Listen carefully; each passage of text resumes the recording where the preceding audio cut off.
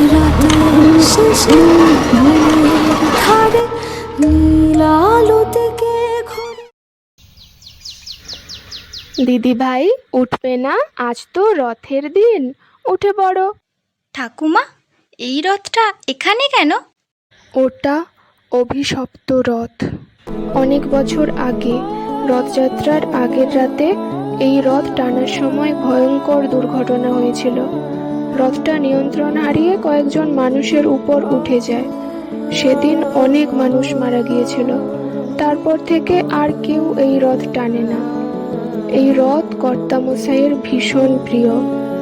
গ্রামের লোকজন বলে, প্রতি রথযাত্রার আগের রাতে সেই অভিশপ্ত রাতটা নাকি আবার ফিরে আসে। কেউ বিশ্বাস করে সে কথা, আবার কেউ করে না। তাহলে এখন কোন রথ টানা হয়?